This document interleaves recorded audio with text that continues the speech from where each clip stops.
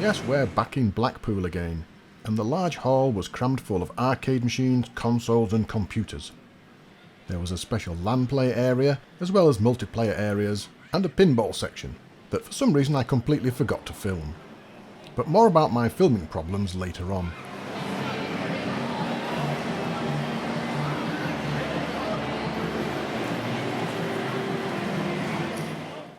The arcade section was packed full of the classic arcade games, including games like Defender, Power Drift, Outrun, Super Hang-On, Donkey Kong, and a shed load more which we'll try and pick out as we go through this video.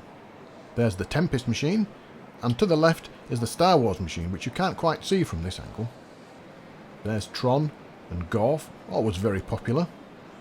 Next to Centipede, and as we pan round, there's the Star Wars machine. There was always someone on that, and I'm not surprised, it's a great game.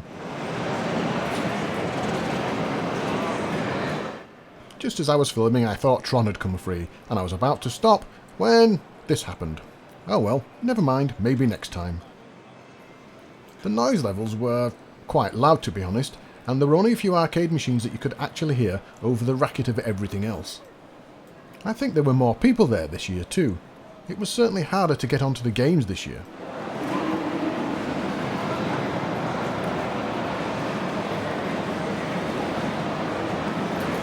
The consoles were there in force. Let's play Spot the Machine. There's a C64, a Spectrum Plus 3, an Amstrad CPC, and right at the very end, here's the good old 48K Spectrum, playing Manic Miner.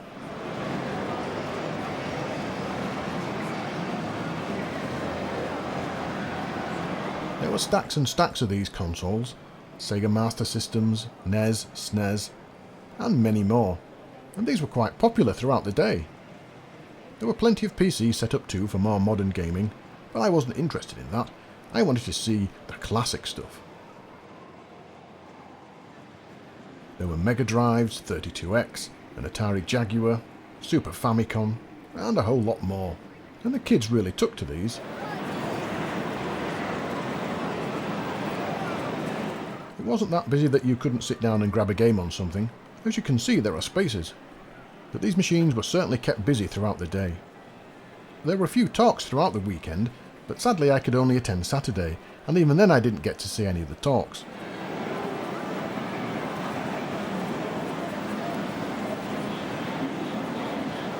There's a Philips video pack, an Acorn Electron, a Commodore 16, and an Amiga playing Speedball 2. There was an indoor market with lots of stalls, selling things mainly for the newer generation, like figurines and t-shirts. And the stalls that did have games concentrated mainly on console titles, which was a bit of a shame. I did find one seller with a box of Spectrum games, but they were all the common ones, so I didn't actually purchase anything this year.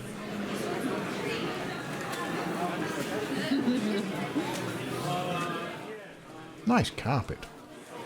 You know the entrance box, back entrance when you came in? And it's at this point that a disaster befell me. I was filming some of the indie titles. See if you can spot what happened.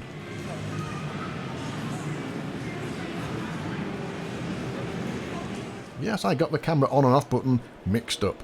And I now have about 30 minutes of me just walking about like this. When I got home I was really cheesed off about that, because I'd filmed a lot more arcade stuff. So out of about 45 minutes of footage, I've got about 5 that's useful. Oh well, never mind. Thanks for watching and supporting the channel.